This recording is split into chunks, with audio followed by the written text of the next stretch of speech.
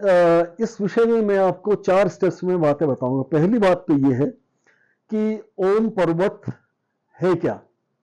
ओम पर्वत एक ऐसा खाली पर्वत है जो जिसका रंग आपको काला या नीला सा दिखता है दूर से, बहुत दूर से। उसके निकट तक बहुत कम लोग गए हैं कि वो एक घाटी में, उसमें ऐसी घाटी की रचना बनी हुई है, भौगोलिक स्थिति बनी हुई है कि जब उसमें बहुत ज्यादा बर्फ हमेशा पड़ी रहती है, बर्फ फंसी रहती है, तो उसमें ओम की आकृति बन जाती है। हालांकि इसमें किंवदंतियां हैं कि जब पांडव स्वर्गारोहण को जा रहे थे तो भीम जी ने उस पर भगवान शंकर की प्रशंसा करने के लिए ओम लिख दिया। हम उस पर नहीं जाएंगे।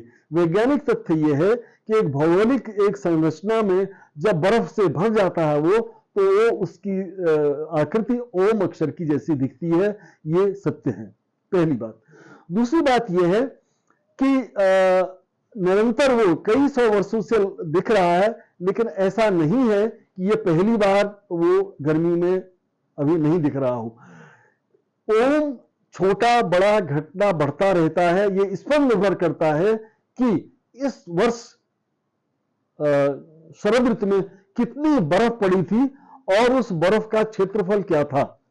यह भी संभव है कि कभी इतनी ज्यादा बर्फ पड़ जाए कि वो ओम, पूरे ओम की घाटी के ऊपर बर्फ ही बर्फ दिखे, आपको ओम शब्द न दिखे। ऐसा भी बहुत कम होता है। और ऐसा भी बहुत कम होता है कि गर्मी की वजह से, पर्यावरण की गर्मी की वजह से,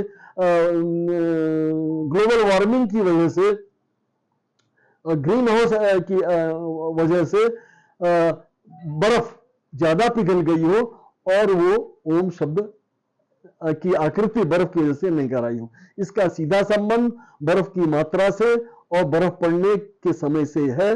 और अंतिम बात यह है कि जो आप जानना चाहते हैं, क्या ओम फिर से दिखाई देगा? हाँ, ये इस पर निर्भर करेगा कि कितनी जल्दी बर्फ पड़ती है, कितनी मात्रा में बर्फ पड़ती है और कब तक वो बर्फ रहती है।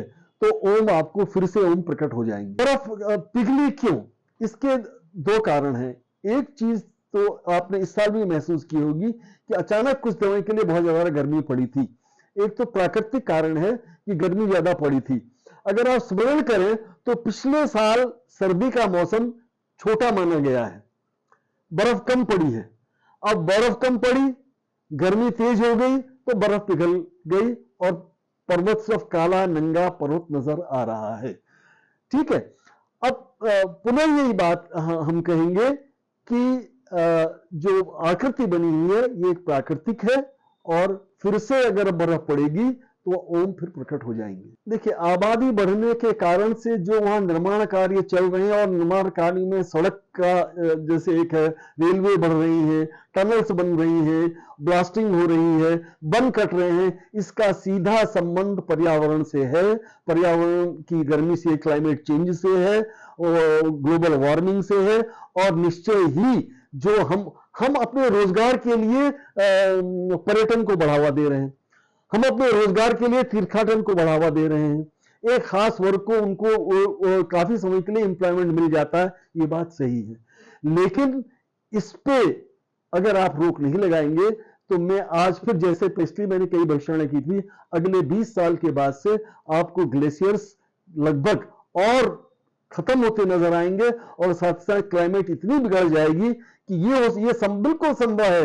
अगर इसी रफ्तार से आपका टूरिज्म बढ़ता रहा, तीर्थ यात्रा बढ़ती रही, तो एक दिन ओम पर्वत बिल्कुल वास्तव में गायब हो जाएगा और वो हमारे मानवीय कारणों से होगा। कि इसमें हमारा मानवियों का हमारा क्या सहयोग है?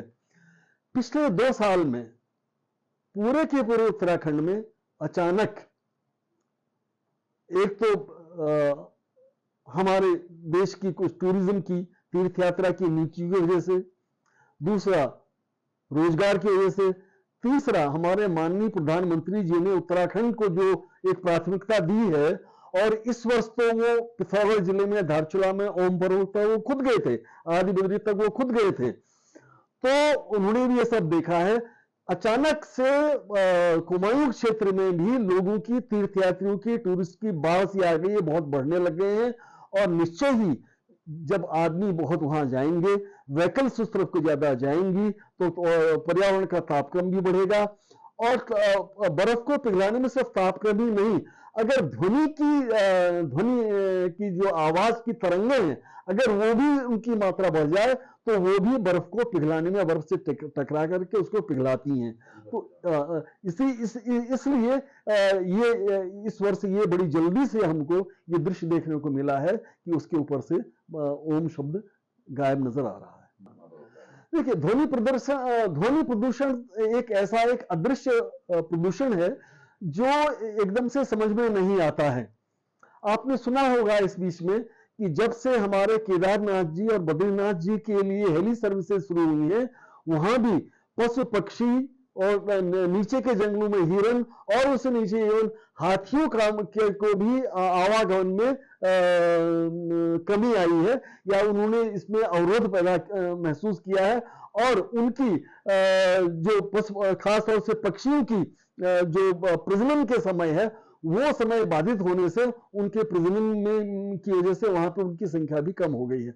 ध्वनि तरंगें जो होती हैं वो मानवों को भी, वनस्पतियों को भी, प्रकृति को भी, वायुमंडल को भी, बादलों को भी बहुत ज्यादा प्रभावित करती हैं, जो दिखाई नहीं देता।